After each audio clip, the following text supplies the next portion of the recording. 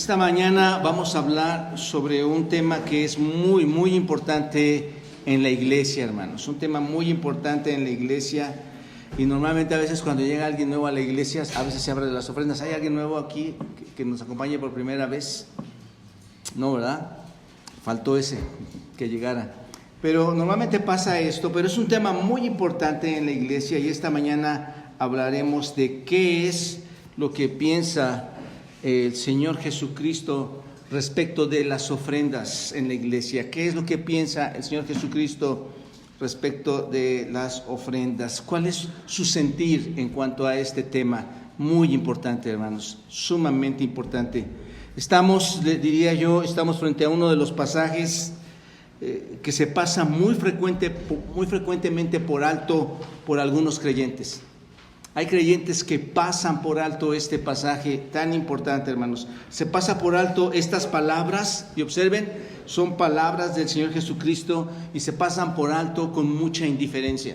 Hay mucha indiferencia en las palabras que el Señor Jesucristo dice aquí.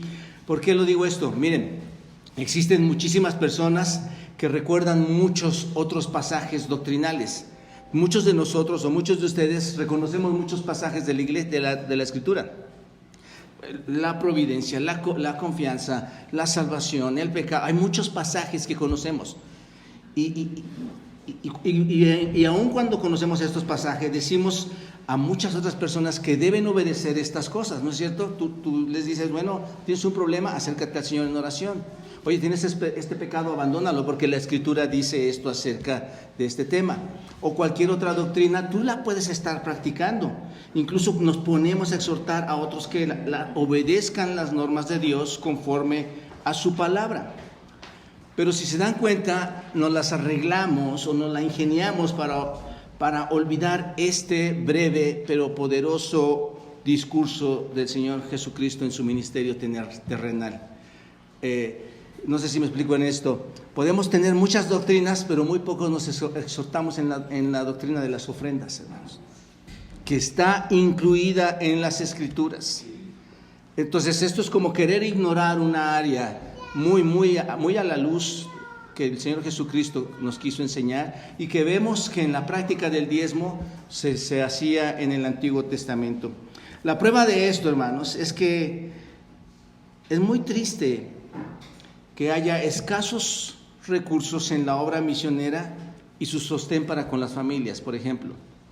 La obra misionera, hermanos, yo recuerdo que he ido a otras iglesias a los Estados Unidos y todo un mundo lleno de pastores, llenos de misioneros, sentados en un auditorio para más de 1,500 personas, esperando una oportunidad de que el pastor les deje pasar a dar su mensaje para que ellos puedan recibir el apoyo de las personas. Yo recuerdo que ese día es el mismo pastor, hermanos, que nos ha apoyado a la construcción de esta iglesia. Con mucha gracia del Señor, recuerdo que este pastor no podía hacer más y dio $200 a cada pastor que estábamos ahí. En una siguiente ocasión yo fui y me senté y todos estaban pidiendo y ahí decíamos, pues nosotros en lugar de pedir queremos contribuir, ¿a quién podemos apoyar? ¿Qué podemos hacer? Pero es muy lamentable, hermanos, ver que la obra misionera parece que están pidiendo limosna.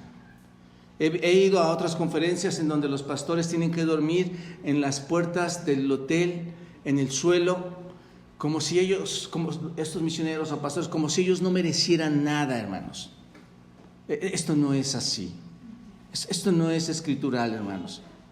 Yo sé que el Señor ayuda, que el Señor sostiene, pero esto es por la falta de dedicación de la iglesia en cuanto a una buena ofrenda para los diversos ministerios que la iglesia está desarrollando. Otra prueba de estas cosas son las pequeñas y limitadas aportaciones de las iglesias hacia la administración a sus ministerios. ¿Cuántos ministerios tenemos en la iglesia, en esta iglesia y en cualquier otra iglesia, hermanos? Estoy hablando de la iglesia en general y obviamente particularmente a cada uno de nosotros. Hay muchos ministerios que se desarrollan dentro de la iglesia y cada ministerio, hermanos, se ve empobrecido por muchos de sus pobres recursos con los que contamos, de algunos hermanos que están apoyando y ofrendando en la iglesia.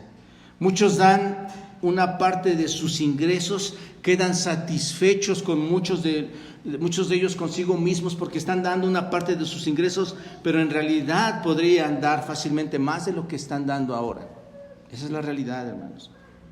La avaricia de los que profesan ser cristianos en todos los asuntos que conciernen específicamente a Dios es uno de los pecados, hermanos, más fuertes en nuestros días. La avaricia es un pecado, déjenme decirlos, y se está mostrando en estos días, y uno de los peores signos que se presentan hoy en día en estos tiempos. Parece que hoy en día queremos recaudar más para nosotros y menos para el Señor. Los que dan a la causa de Cristo no son más que un pequeño sector, un pequeño puñado de hermanos de la iglesia visible en el mundo. No todos están dando, hermanos. Si todos dieran, no habría necesidad de que los misioneros estuvieran tratando de recaudar por años, tratando de recaudar recursos, hermanos. Muchos o muy pocos, hermanos, diríamos, cristianos, seguramente no saben o quieren ignorar lo que es ser rico para con Dios. Probablemente no entienden esta palabra de ser rico para con Dios. Lucas capítulo 12, en el versículo 20 a 21 dice: pero Dios le dijo: necio, esta noche vienen a pedirte tu alma, y lo que has provisto, ¿de quién será? Y observen el texto: así es el que hace para sí tesoros y no es rico para con Dios. ¿Se dan cuenta? Si lo supieran las personas, si lo supieran todos los creyentes, ¿para dónde invertirían, hermanos? Para el reino, para el Señor. En realidad, la inmensa mayoría invierte enormes cantidades. ¿Para quiénes? Para nosotros mismos. Invertimos enormes cantidades para nosotros mismos y muy poco para el Señor. Por eso es que digo que no se es rico para con Dios. Debemos lamentarnos, hermanos, por este hecho que acontece en las iglesias. Debemos lamentarnos por este tipo de situaciones y estar pidiéndole al Señor en oración que las cosas cambien. Que oremos para que el Señor abra los ojos y abra el entendimiento de todos los hombres, que despierte el Señor su corazón para que para que los hombres de las iglesias, las mujeres de las iglesias, los niños de las iglesias tengamos un corazón dadivoso, que tengamos la liberalidad de dar al Señor con todo nuestro corazón y con gozo, hermanos. Sobre todo para que cada uno de nosotros cumpla su obligación personal de estar dando con gozo para cada aspecto cristiano que se está probando dentro de la iglesia. Que estemos orando por esto al Señor, hermanos.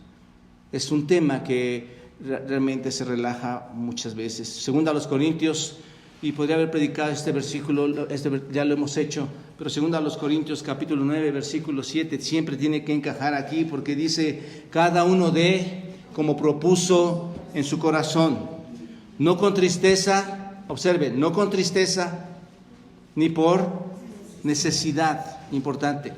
No lo des con tristeza, no lo des por necesidad. La razón es ¿por qué? ¿Por qué, Pablo? Porque Dios ama al dador alegre. Es igual que cualquier otra doctrina, hermanos. Aquí no se trata de chantajear la iglesia, se trata de explicar y expresar las Escrituras tal como vienen en su santo y sagrado libro. Dios ama ¿a quién, hermanos? Al dador alegre.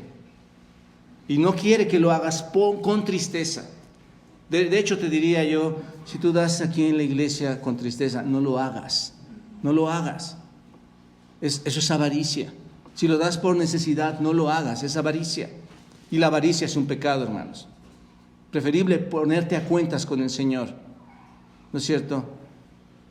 Dios ama al dador alegre. No podremos dar cuando estemos muertos, hermanos. Este es el momento de dar, ¿no es cierto? Cuando estemos muertos estaremos en la presencia del Señor, disfrutando de todas sus riquezas y observando todo lo que hemos atesorado para con Dios. ¿En dónde, hermanos? Muertos no vas a poder dar nada. Es algo que debemos entender. Debemos, como personas, recordar que el Señor tiene ojos, hermanos. Que los ojos de Cristo están sobre nosotros, ¿no es cierto? ¿No dice esto el texto? Estando sentado delante del arca, ¿qué hacía el Señor Jesucristo, hermanos? ¿Miraba a qué, hermanos? Miraba a su iglesia. ¿Se dan cuenta? Debemos, como personas, que recordar que los ojos de Cristo están observándonos, están observando a su iglesia.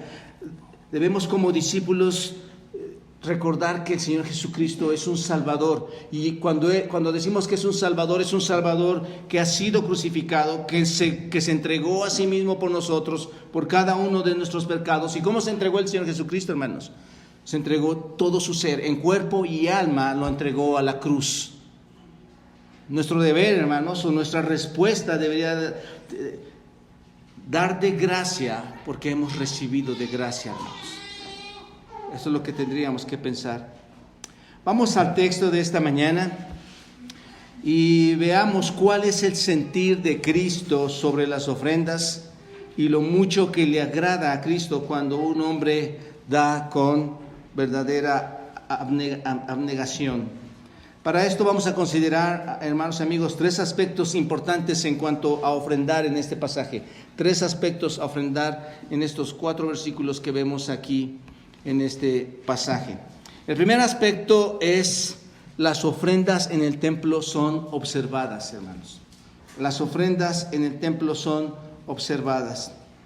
Dice el versículo así: estando Jesús sentado delante del arca de la ofrenda, miraba cómo el pueblo echaba dinero en el arca, y muchos ricos echaban mucho.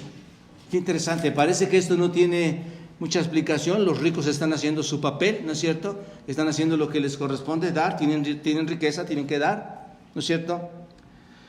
Pero observen detenidamente. Uno de los lugares que observa el Señor es ¿dónde?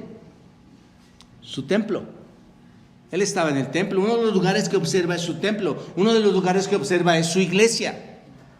¿Están de acuerdo? Él no la ignora, Él no la pasa por alto, porque de hecho tiene que mirar hacia la iglesia, porque su iglesia es la que le representa terrenalmente, y no está mirando a otros, sino que espera de su pueblo, ¿no es cierto?, las contribuciones, porque somos llamados hijos suyos, ¿no es cierto?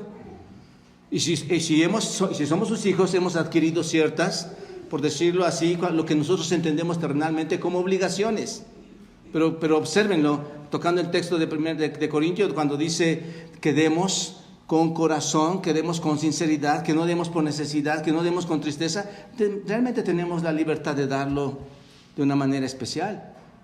Pero como cristianos, como creyentes, hermanos, Dios está observando a su iglesia, Dios está observando a su pueblo. Entonces observen, ahí es donde se ofrendaba. ¿En dónde?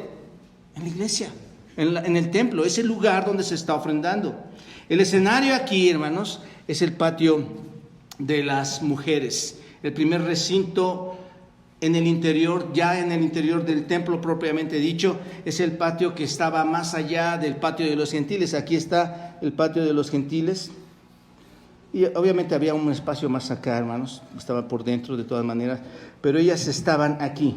Este es el patio de las mujeres. Ahí está seguramente, junto a la puerta hermosa, por aquí debería haber estado nuestro Señor Jesucristo. Ese es el escenario, hermanos. Ese es donde se está mostrando lo que nos está diciendo el Señor, el primer recinto del patio de las mujeres. Y la frase, el arca de la ofrenda o receptáculo de las ofrendas, también podría significar la cámara del tesoro. Está ahí la cámara del tesoro, haciendo referencia a los depósitos situados ahí en los patios, hermanos. Ahí está, este era el lugar donde ellos estaban depositando. Nehemías capítulo 12, versículo 44 dice: en aquel día fueron puestos varones sobre las cámaras de los tesoros. Ahí está, por lo que estoy haciendo la referencia. La cámara de los tesoros, de las ofrendas, de las primicias y de los diezmos, para recoger en ellas de los ejidos de las ciudades las porciones legales para los sacerdotes y levitas. Recuerden que ese era el sostén también para ellos, porque era grande el gozo de Judá con respecto a los sacerdotes y levitas que servían. Entonces, hay una administración, hermanos. El Señor hacía esa recaudación para este tipo de personas y para su templo. Entonces, lo más probable es que se refería a objetos como estos, tipo una trompeta, 3 receptáculos en forma de trompeta, ustedes lo pueden ver ahí, donde se colocaban las ofrendas en el templo.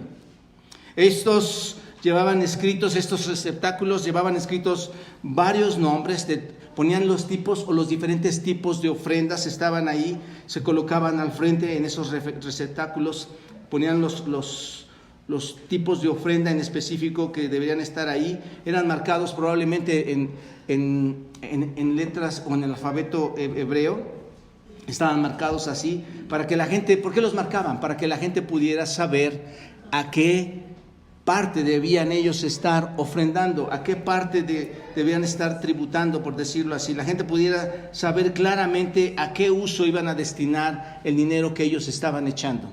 Y es muy similar a lo que hacemos ahora, hermanos. Tenemos diferentes maneras en que tú sabes en qué parte vas a destinar tus ofrendas, y después tenemos otros tipos de áreas en donde ofrendamos: ministerio, desarrollo y construcción de la iglesia, y hay varios aspectos.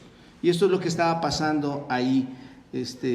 Podían ofrendar para el tributo del templo, para los sacrificios, para la compra de la leña, para cualquier otro propósito ellos podían estar ofrendando ahí. Entonces Jesús, hermanos, encuentra un lugar, según el texto que estamos leyendo, encuentra un lugar para sentarse frente a estos receptáculos.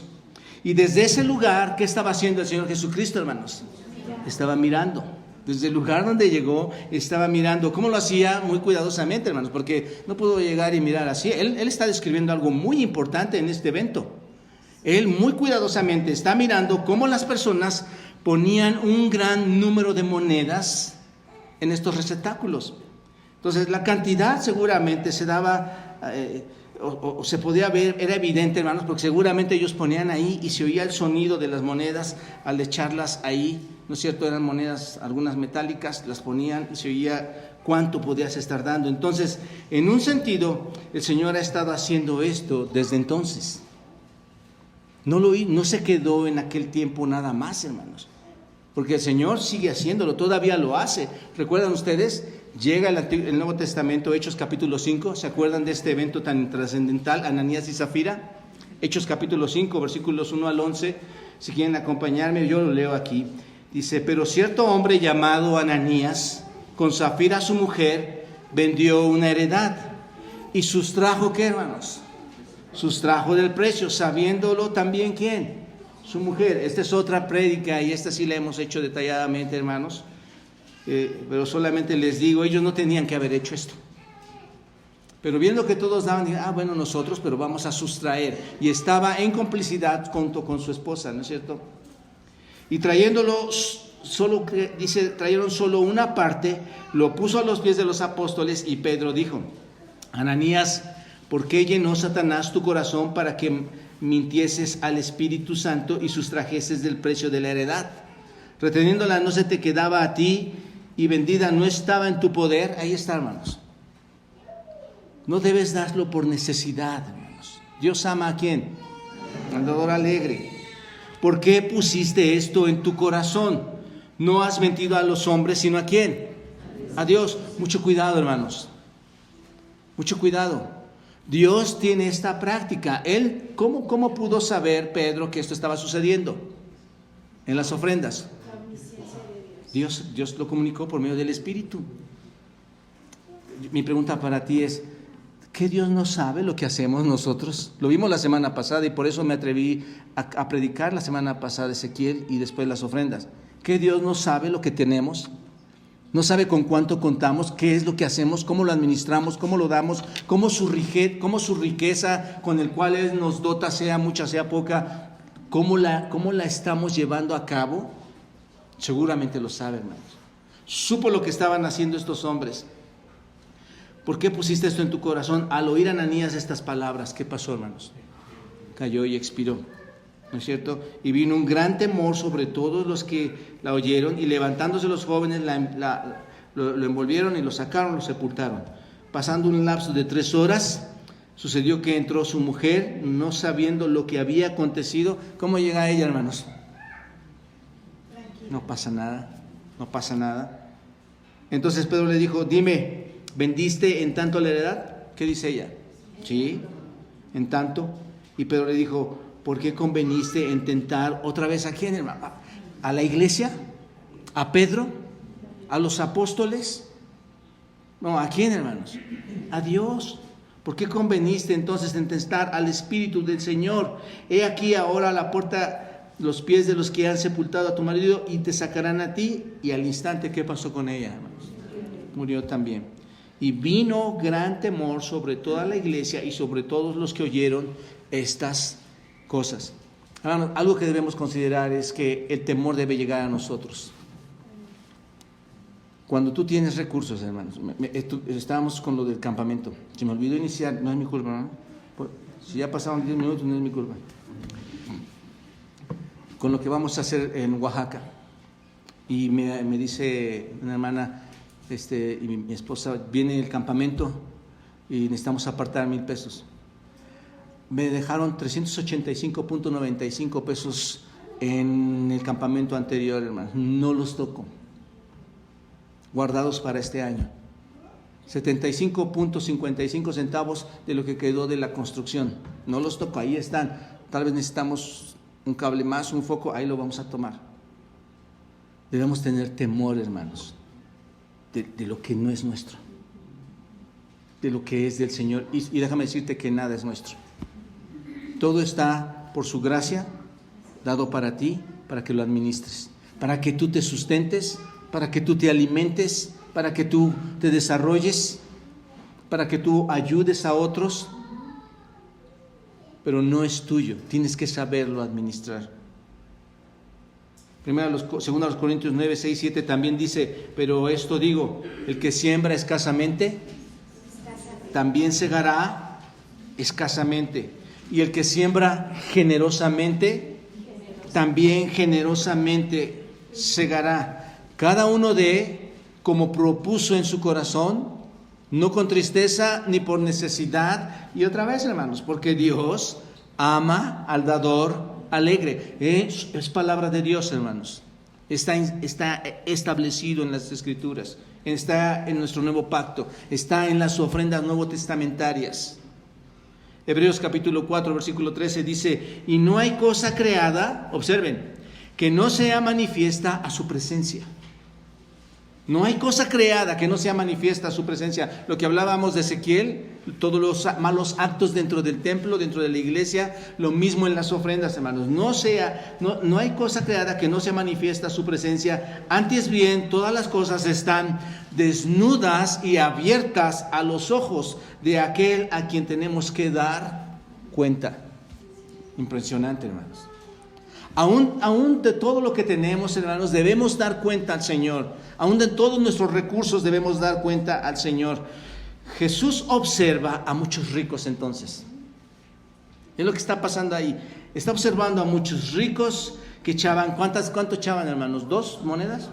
Grandes cantidades. Están paraditos ahí, aventando grandes cantidades. ¿Hay algo de malo en esto, hermanos? Amigos, no. No hay nada de malo en esto. Aunque no todos los ricos optan por darle al Señor o ser dadivosos para una buena causa, no todos lo hacen así. ¿Recuerdan ustedes el pasaje de Nabal? Ahí en 1 de Samuel capítulo 25. Bueno, lo leo nada más para que tengamos un entendimiento. No todos los ricos tienen esta capacidad, pero dice, murió Samuel y se juntó todo Israel y le lloraron y lo sepultaron en Ramá. Y se levantó David, 2 de Samuel 2:3 y luego 10:11 para ustedes que lo tengan. Y se levantó David y se fue al desierto de Param, y en Moab había un hombre que tenía su hacienda en Carmel, el cual era muy rico, un hombre muy rico, tenía 3,000 ovejas y 1,000 cabras, 3,000 ovejas y 1,000 cabras, y aconteció que estaba esquilando sus ovejas en Carmel, y aquel varón se llamaba Nabal y su mujer se llamaba Abigail. Era aquella mujer de buen entendimiento y de hermosa apariencia, pero el hombre, ¿cómo era? Duro y de malas obras, y era del linaje de Caleb. Ahí está, hermanos. Nabal respondió a los jóvenes enviados, porque David manda rápidamente, para no leer todo el texto, David manda a estos hombres a pedir alimentación de este hombre rico, y este hombre les contesta así: ¿quién es David y quién es el hijo de Isaí? Muchos siervos hay que huyen de sus señores. He de tomar yo ahora mi pan y mi agua observen, he de tomar mi pan, mi agua y la carne que he preparado para mis esquiladores y darla a hombres que no sé de dónde son. ¿Qué clase de hombre es este, hermanos? ¿Era rico o no? Sí. El punto es, hermanos, que no hay nada de malo que un rico dé, ¿no es cierto? Los que mucho tienen, muchos deberían de dar, ¿no es cierto? Todos los que tienen más deberían de dar más. Sin embargo, observen, bajo el texto, según el criterio de nuestro Señor Jesucristo, no era la cantidad del donativo lo que importaba más. ¿Qué es lo más importante según el Señor Jesucristo? El corazón de la persona que está dando. Observen que Él no está valorando en cuanto a quién echó más o quién echó menos. El problema, hermanos, lo que Cristo está viendo es que Él evalúa las circunstancias, ve la clase de cantidad de donativos y dice, es el corazón del dador alegre que es correcto. En estos muchos ricos, hermanos, lo que estaba sucediendo en estos muchos ricos, que echaban, por cierto, ¿cuánto? Mucho.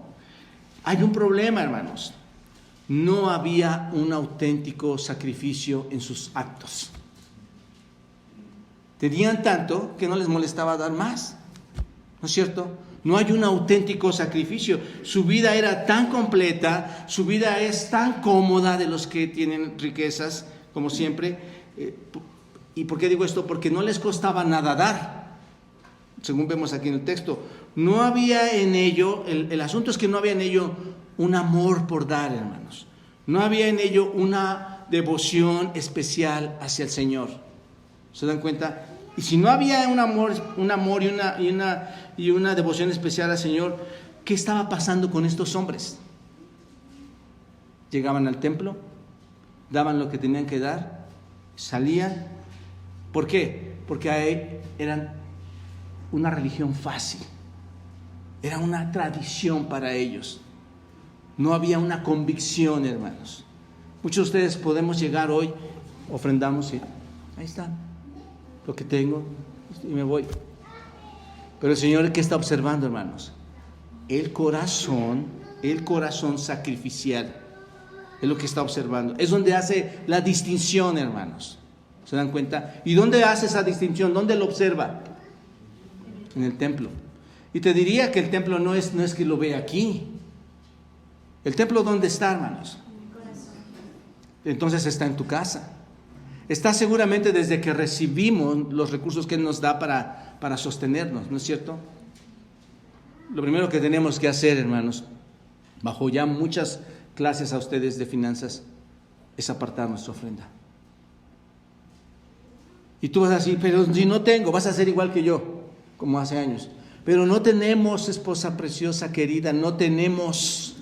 ¿Cómo quieres que dé si no hay?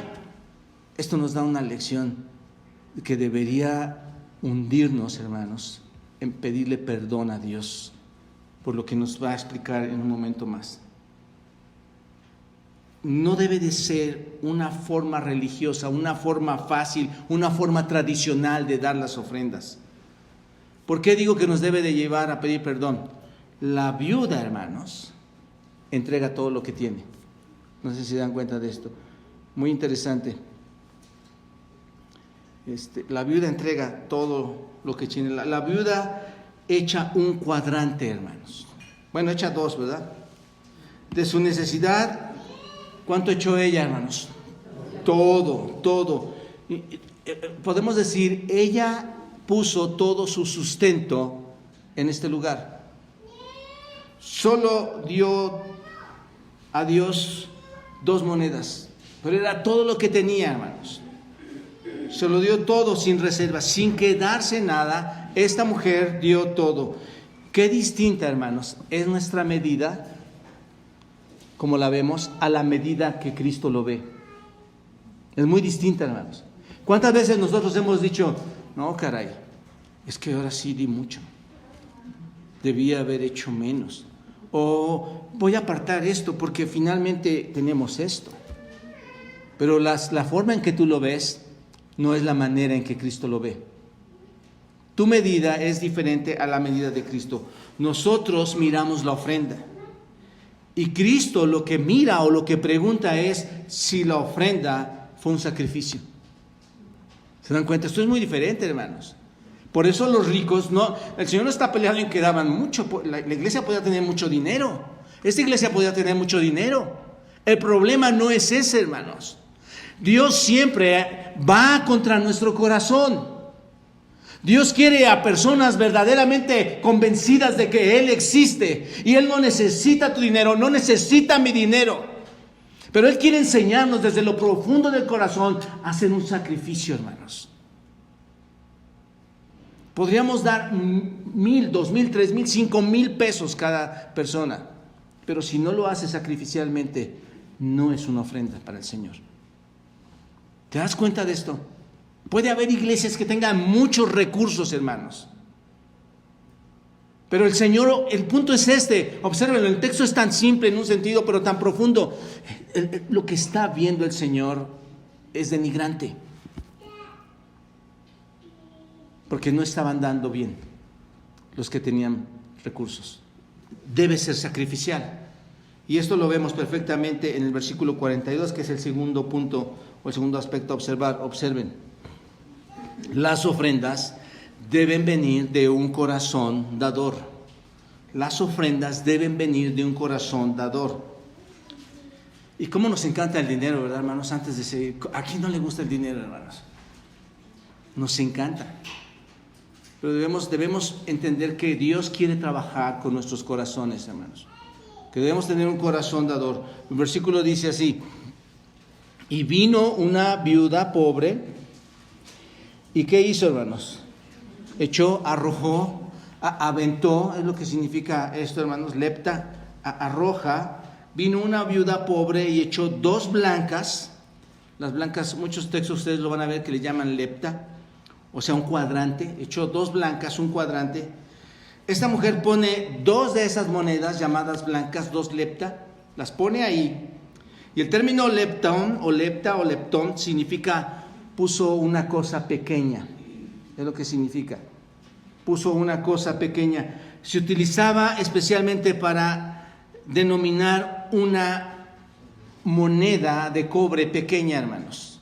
Así es como se utilizaba, para denominar una moneda pequeña de cobre. La más pequeña, diríamos, que estaba en circulación en ese momento en Palestina. Una de las más pequeñas eran las que estaba dando. Y Marcos aquí nos quiere dar una explicación contable de lo que estaba sucediendo ahí, hermanos. Y es importante, ¿por qué entender este texto? Echó 2 blancas. ¿Por qué es importante? ¿Por qué 2 blancas? Un denario equivalía al salario de un día de un trabajador. Lo vemos en varios textos en la Escritura. Pero un denario valía a un día laboral, a un día de un trabajador. Entonces, Marcos explica que 2 blancas eran equivalente a un cuadrante, y un cuadrante es un 64avo de un denario, o sea, de un día de salario, un 64avo de un denario. ¿Se dan cuenta cuánto era esto? Nada, por decirlo así, hermanos, un cuadrante sería lo que equivale a 8 minutos de una jornada laboral de 8 horas de alguien que entendemos recibiría un denario. 8 minutos. Entonces, ¿cuánto valía esa moneda, hermanos? Nada. Esa moneda no valía nada. ¿Te das cuenta? Entonces, la viuda, en contraste con los ricos, no está pensando en sí misma cuando da con sacrificio. ¿Están de acuerdo? Porque ella era lo que tenía, 2 cuadrantes nada más, 2 leptas o 2 lepta. No está pensando en si se va a quedar sin dinero. No está pensando en su pobreza personal. No está pensando en qué va a hacer. Ella vive, hermanos, piénsenlo de esta manera. Ella vive de una manera confiada y ella vive con una dependencia hacia Dios. Esto es muy importante, hermanos. Porque si no, no lo hubiera echado, ¿no es cierto? Si ella no tuviera confianza en el Señor, no hubiera puesto eso ahí. Piénsenlo de esta manera. Mira, muchas veces queremos dar u ofrendar porque pensamos que no tenemos. Y esa es la realidad, hermanos.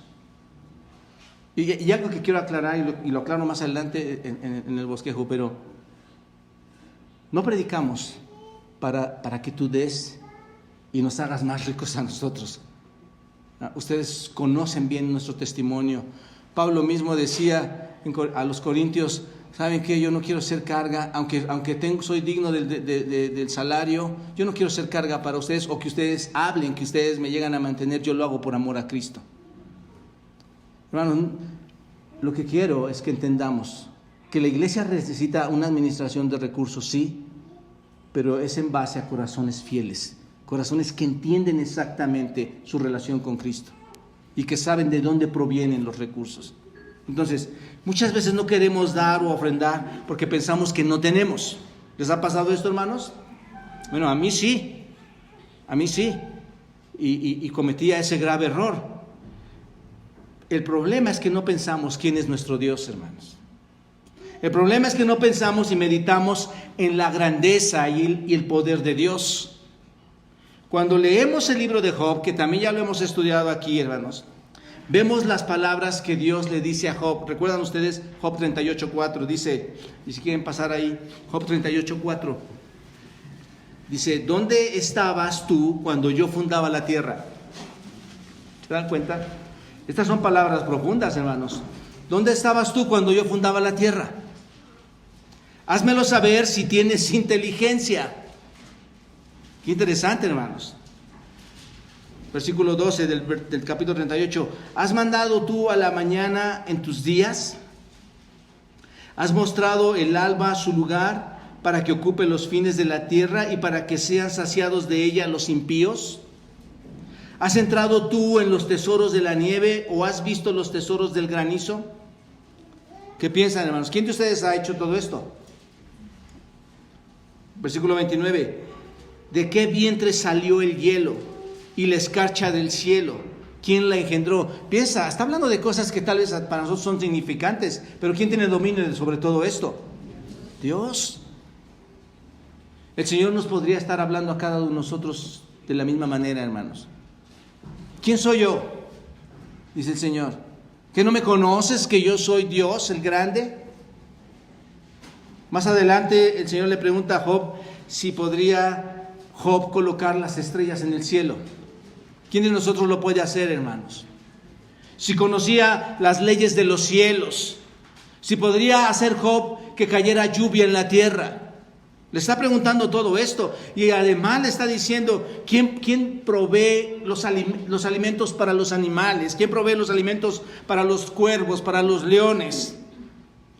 Y también le dice a Job ¿quién provee a los venados, a los bueyes, a las avestruces, a los caballos, a todo animal, a las águilas? ¿Quién provee todo esto? Hermanos, el punto es este: al leer esto, uno se da cuenta que el Señor, y no nosotros, es quien está en control de todas las cosas. Cuando tú lees este libro de Job y cuando lees la escritura, sabes que Él tiene poder para hacer todas las cosas. Él está en control de todo lo que hay en la tierra y de lo que ha hecho. No tenemos derecho a decir, no puedo ofrendar. No tenemos derecho a quejarnos porque no tenemos, hermanos. Puedes ofrendar con la seguridad de que Dios va a ser tu proveedor. Este es el asunto, hermanos. No puedes disminuir a Dios. Él proveyó, hermanos. ¿Recuerdan ustedes cuando el pueblo sale de Egipto? ¿Qué quería el pueblo, hermanos? Tenía sed, ¿y qué les dio el Señor?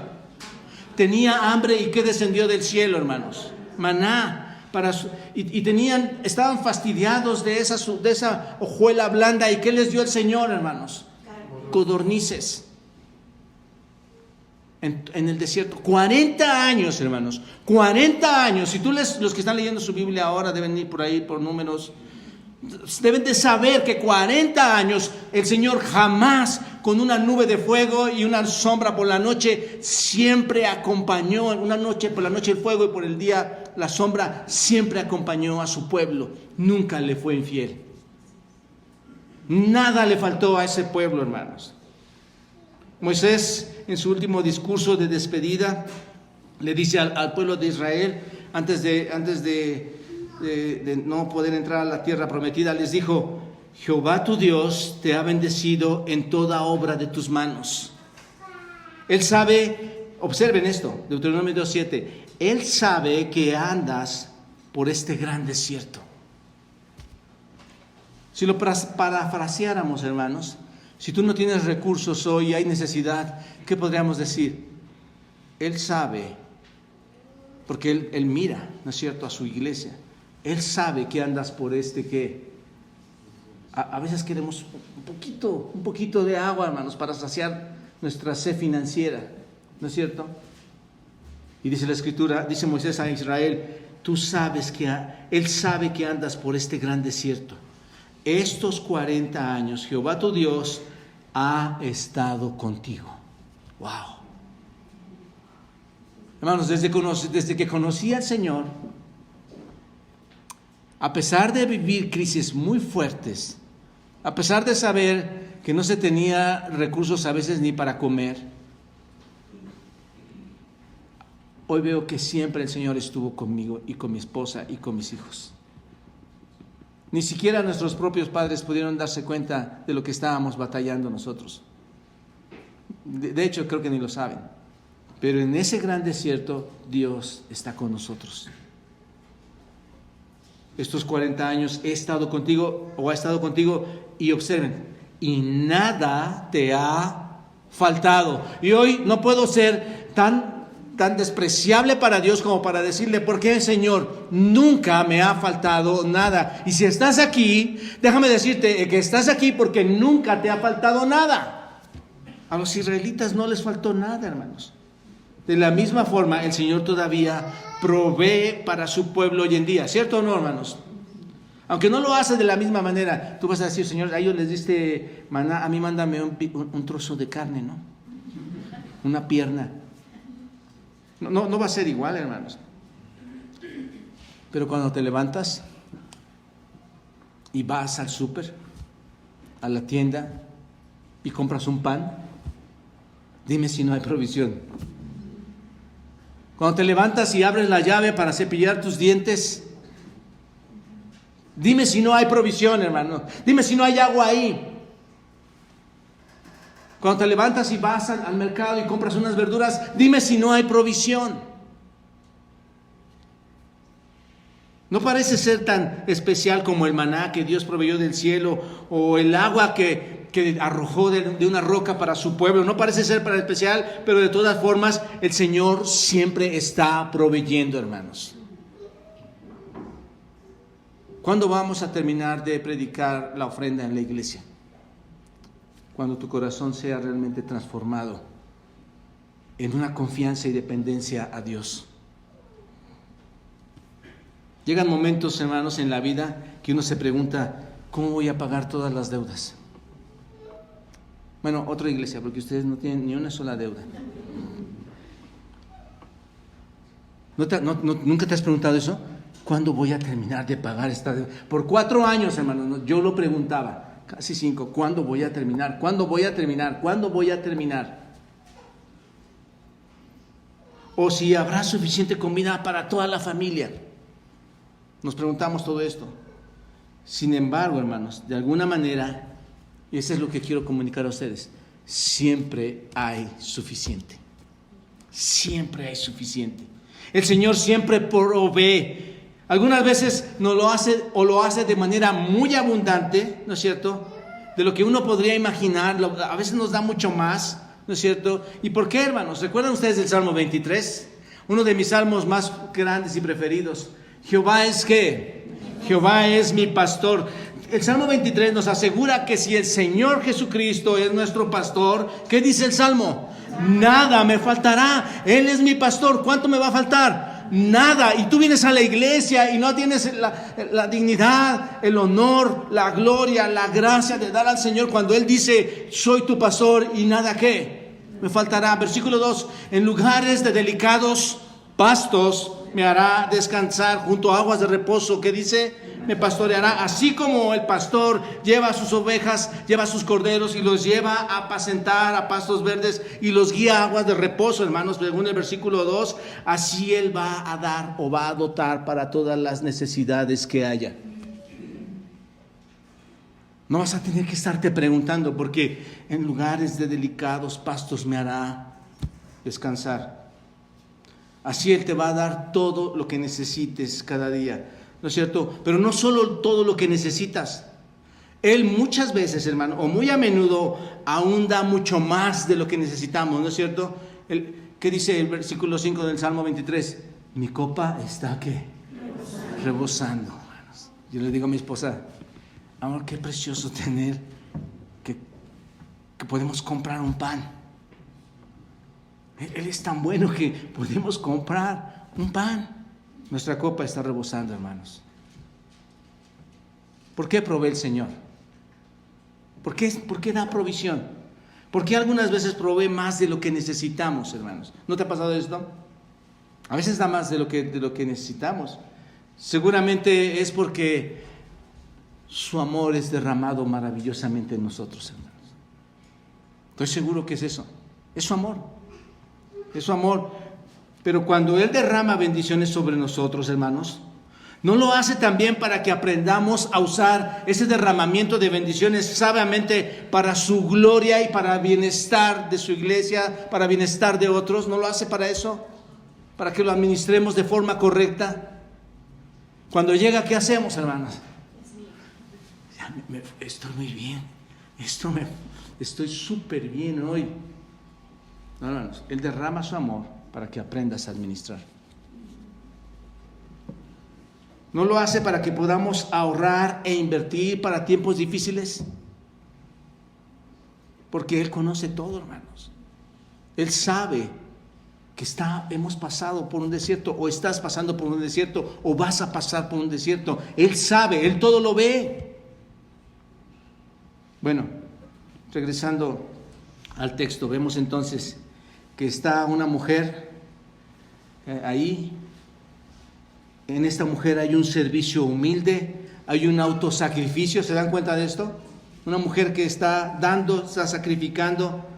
Así se puede mostrar que esta mujer tiene un compromiso con el reino de Dios, tiene un compromiso con Dios, aclarando que a Dios no le hace falta nada, hermanos. ¿No es cierto? Pero piénsalo, ahí está esta mujer dando sus dos monedas. Vemos a una pobre viuda que humildemente da a Dios en lugar de guardar los recursos para ella, como muchas veces lo hacemos nosotros, hermanos. Su ejemplo es un paralelo de las iglesias en Macedonia que también ya hemos predicado aquí, hermanos. Cuando Pablo nos dice que desde su extrema pobreza estos hombres querían ayudar a las iglesias que tenían necesidad ahí en Judea. Capítulo 8 de Corintios, de 2 Corintios, ¿recuerdan ustedes? Se los leo, dice así: asimismo, hermanos, os hacemos saber la gracia de Dios que se ha dado a las iglesias en Macedonia, que en grande prueba de tribulación, observen, la abundancia de su gozo, en una tribulación, abundancia de su gozo y una profunda pobreza, ¿qué pasa con ellos? Abundaron en riquezas de su generosidad. Ahí está, hermanos, es el paralelo de la viuda. ¿Cómo dieron ellos, hermanos? ¿Dieron cuando tenían? No, dieron en su extrema pobreza. Abundaron. Pues doy testimonio de que con agrado han dado conforme a sus riquezas y aún más allá de sus fuerzas. A veces deberíamos preguntarnos, hermanos, ¿por qué nuestras finanzas están tan mal? Deberíamos preguntarnos eso. El problema más grave es el amor al dinero, hermanos. Estás trabajando tanto, para que un día lleguen y como decíamos, Alma, tengo todo. ¿Qué hago con todo esto? ¿Lo voy y lo guardo? Alma, te recuerdo que hoy van a pasar por ti. Hoy es tu último día. ¿De qué sirvió, hermanos? Es como la abuela que guarda su vajilla por 30 años o 40 años y la lució nada más una vez y nunca la compartió con nadie, sin ofender a las abuelitas. pidiéndonos con muchos ruegos que les concediésemos el privilegio de participar en este servicio para los santos. Estos hombres querían participar, aun cuando no tenían, en medio de su pobreza, en medio de una profunda pobreza, hubo abundancia de su generosidad. Los que dan de esta manera reconocen que sus recursos, hermanos, no le pertenecen, sino que son recursos que son de Dios.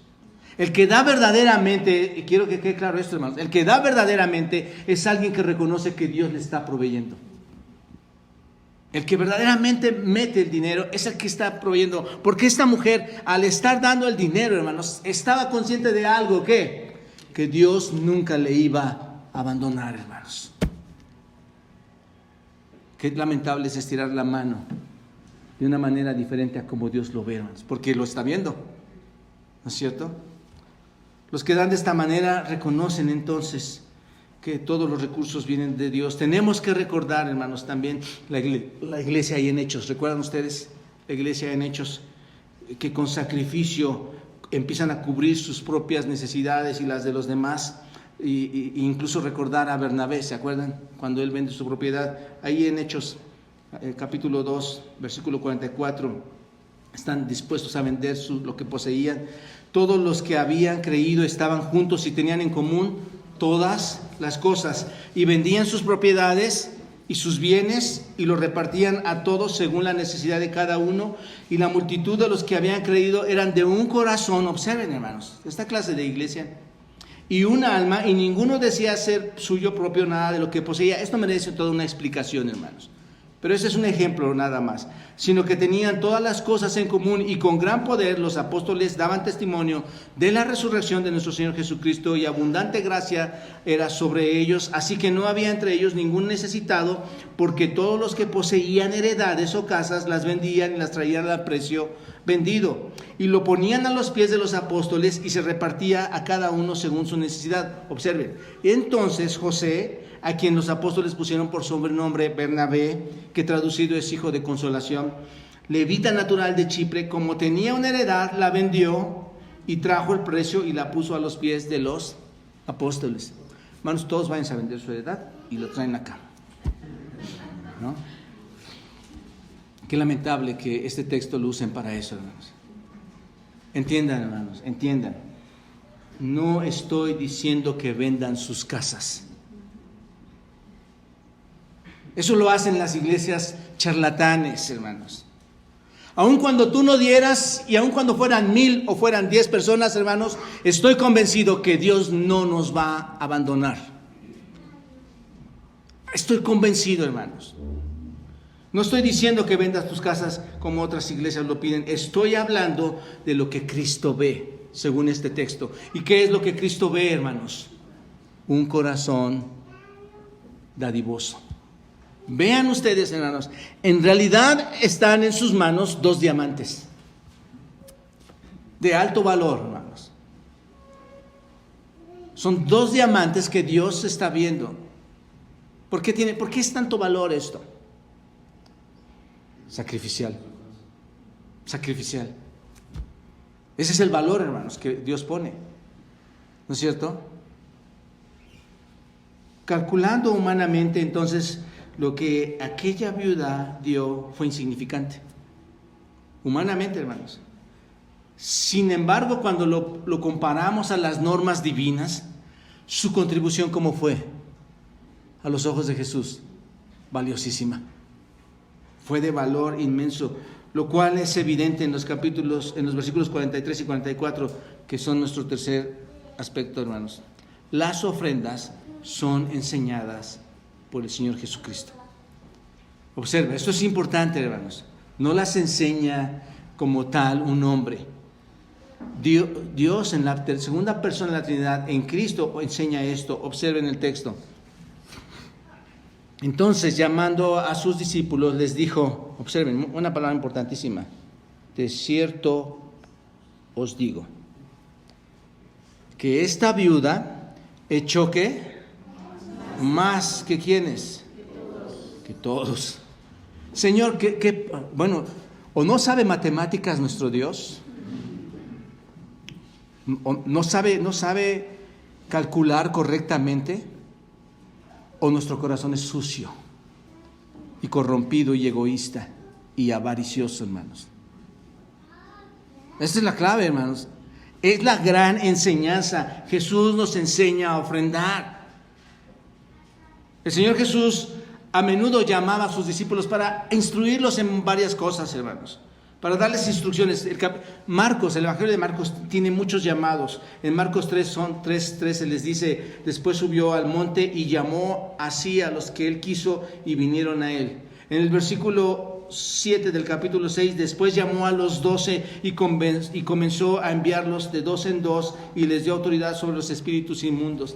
Después en capítulo 8, versículo 1, en aquellos días, como había gran multitud y no tenían que comer, Jesús llamó a sus discípulos y les dijo. En el capítulo 10, versículo 42, más Jesús llamándolo les dijo: sabéis que los que son tenidos por gobernantes de las naciones se enseñorean de ellas y sus grandes ejercen sobre ellas potestad. Observen, los llama para asuntos importantes. Los llama para asuntos importantes. Aquí entonces los llama. ¿Por qué? ¿Por qué los llama? Asunto importante.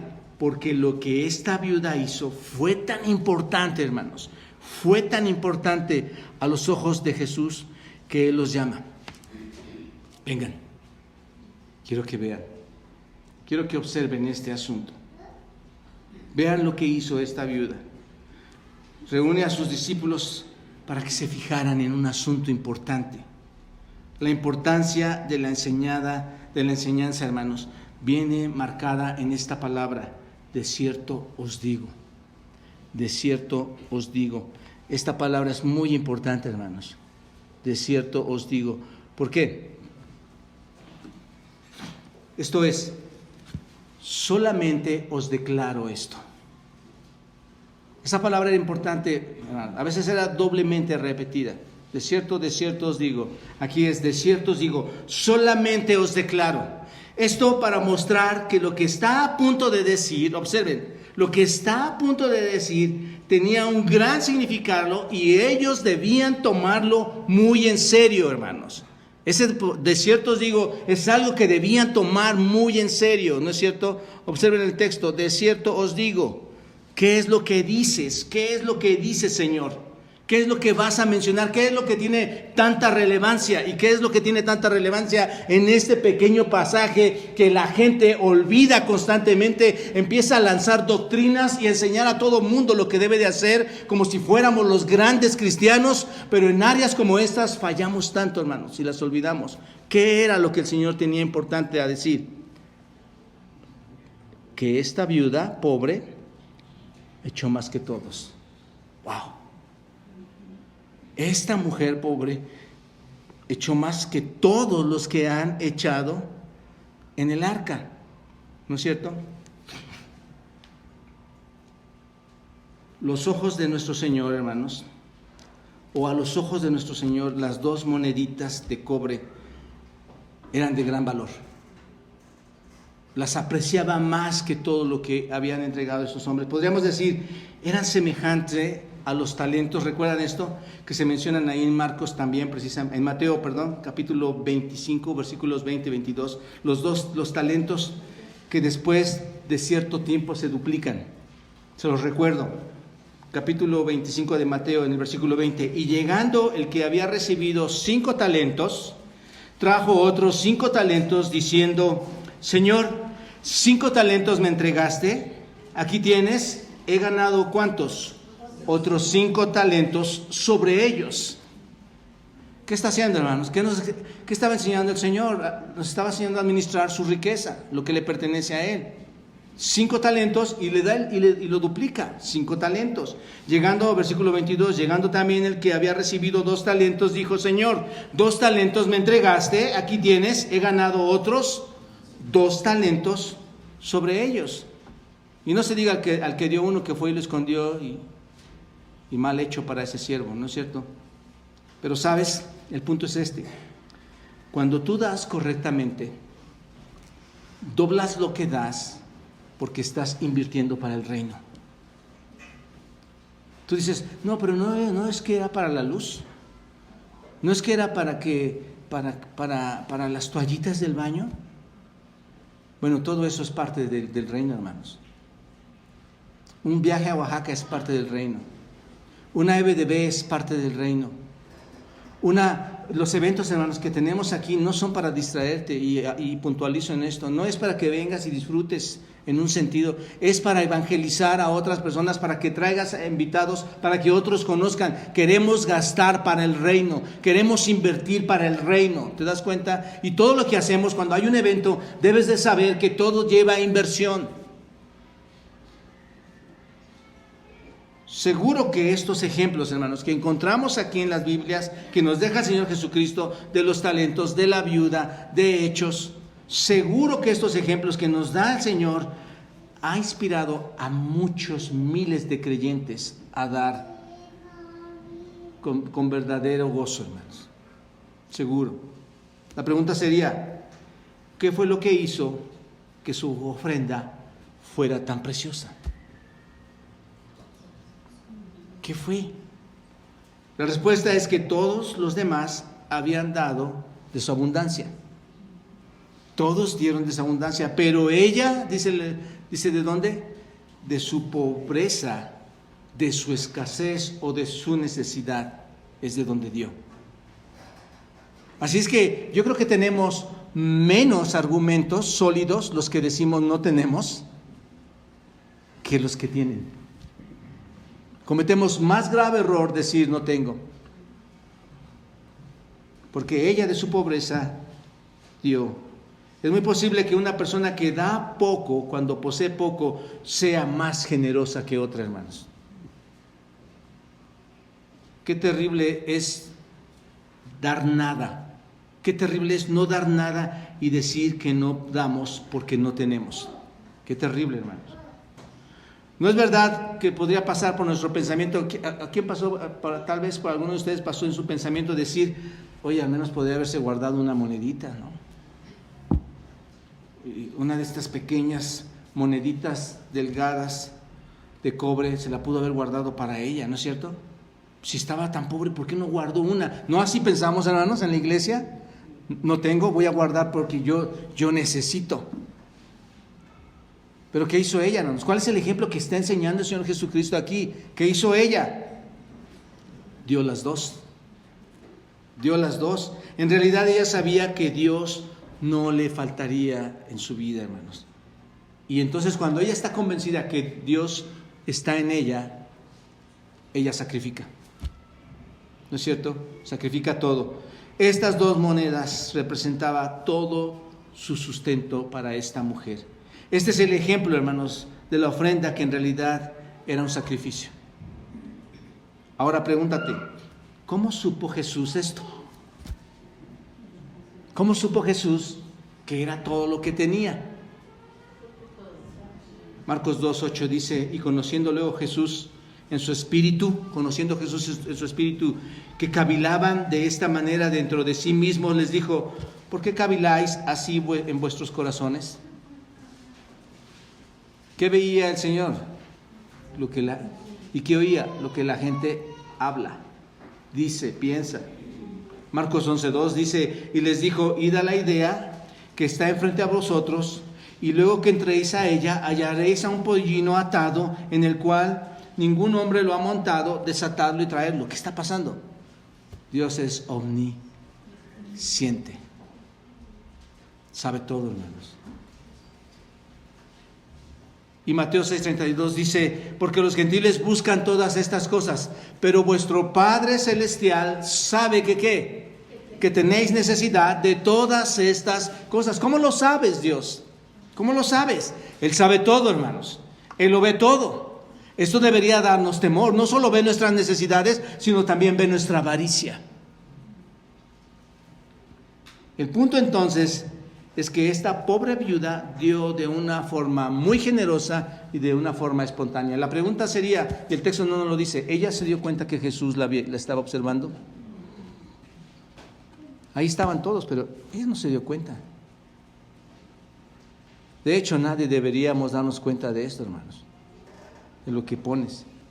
Esta mujer dio con fe. Es por esta razón que Jesús la elogia tan profundamente a esta persona. ¿Quién quiere llevar un elogio del Señor Jesucristo, hermanos? En esta área, porque hay muchas áreas, pero en esta área importante. Porque suele decir, y a mí no me da temor en esto, hermanos, suelen decir, no, es que en esa iglesia predican por las ofrendas, siempre quieren dinero. Tristemente sí, hermanos, hay iglesias que se equivocan y que buscan eso. Cuando tú tengas un corazón de fe, un corazón dadivoso, un corazón relacionado con el Señor, tú vas a entender que esto es bien diferente, que no se trata de recursos para la iglesia. Hay mucha gente que piensa, hermanos, que la iglesia es un banco. Esto no es un banco, hermanos. Esa es la iglesia del Señor, llamados a evangelizar, llamados a ser iguales a Cristo, llamados a darle la gloria al Señor.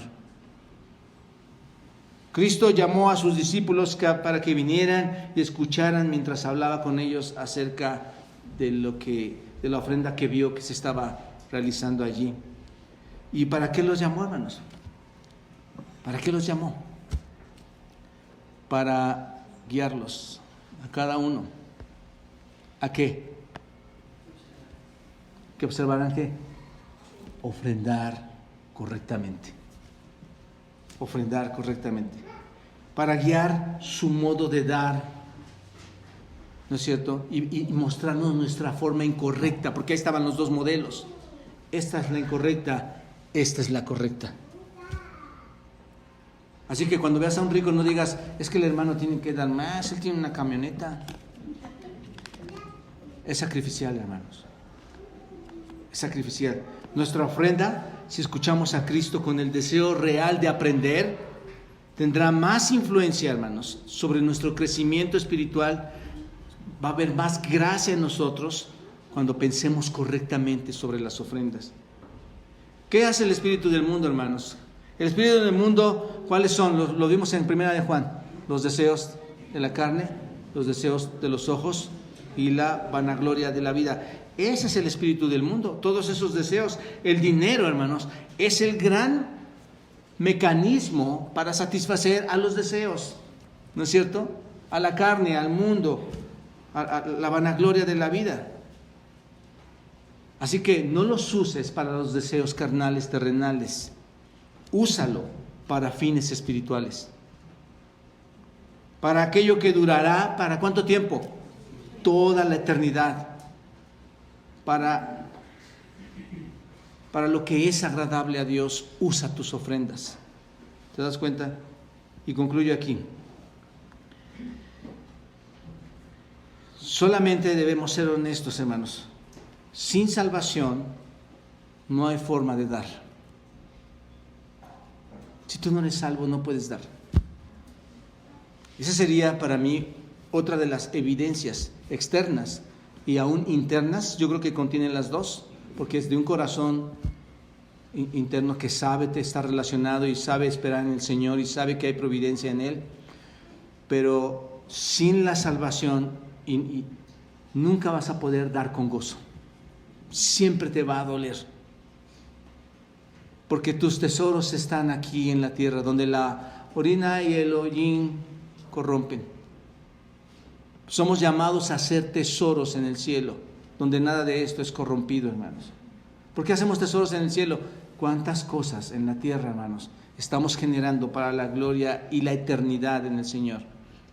Que no es de nosotros, es de Él. Sin la salvación no hay forma, hermanos, de dar con gozo y sacrificio. Necesitas conocer a Cristo. Necesitas aprender de aquel, hermanos, que sacrificadamente se dio, ¿no es cierto? Ese es el ejemplo que daba a los macedonios. Ellos se dieron, conocieron que el Señor Jesucristo se dio, ellos se dieron también. Y uno de los aspectos en los que se dieron fue en sus recursos. Y la segunda, solamente debemos ser honestos en nuestro modo de pensar. Señor, quiero que me enseñes cómo tener y cómo utilizar mi dinero. ¿No es cierto? Obsérvalo por un momento. Sentado frente al arca de la ofrenda, estaba en el templo, observando a la gente que está depositando las ofrendas. Ahí está el Señor Jesucristo y nosotros, piénsalo, cuando pensamos sobre el dinero en la iglesia y lo que se está recolectando, a menudo pensamos en los diáconos, en la tesorería, pero fijémonos aquí, hermanos, Jesús está sentado y observa la ofrenda. Y al hacerlo, está ponderando la ofrenda en el saldo de nuestro Dios, está ponderando su valor. ¿No es cierto? Porque es lo que pasa en este pasaje. Está ponderando su valor. Cualquiera que sea la ofrenda para una parte de la obra de Dios, grande o pequeña, hermanos, Él se da cuenta de ella y le asigna un valor según la bendición que va a traer. ¿No es cierto? Él asigna un valor. Si es el caso para este tiempo, si es el caso para la eternidad, pero le asigna un valor. Dar dinero, hermanos, es parte de nuestra vida espiritual. Que nadie te engañe. Es una realidad, es algo que está en las Escrituras. Pero hay que verlo bajo su palabra, que nadie nos chantajee.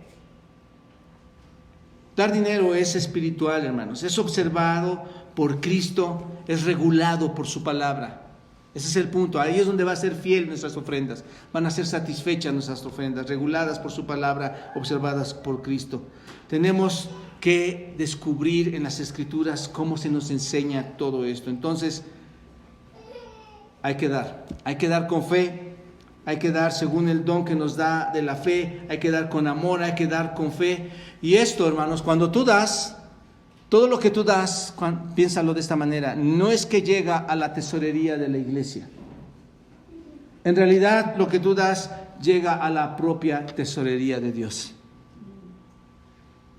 Piénsalo bien. No estamos pidiendo, hermanos, y el Señor no está pidiendo limosna.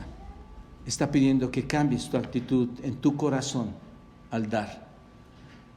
Quiere bendecirte y Él quiere ser honrado. Señor, gracias por darnos este tiempo y ayudarnos a ver en tu palabra, Señor, la manera en que nuestro Señor Jesucristo ve las ofrendas, la manera en que nosotros debemos aprender de esta mujer, de esta viuda que, por cierto, era una de las más desprotegidas de las clases sociales, Señor, una de las más desprotegidas, las viudas. Y sin embargo, Señor, tú mandaste cuidado sobre ellas y la pones aún como ejemplo, Dios,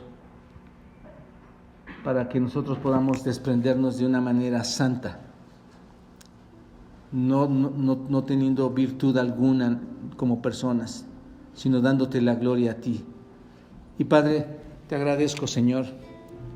Te agradezco porque hasta hoy, Señor, no ha faltado nada en nuestras mesas. El pan, Señor, de cada día lo has puesto en nosotros. Te agradecemos, Padre, y ayúdanos a administrar correctamente lo que llega. Ayúdanos a hacerlo bíblicamente, Señor. Ayúdanos a honrarte con tus riquezas. Gracias por todo lo que nos das, Señor, especialmente por Cristo nuestro Señor. Amén.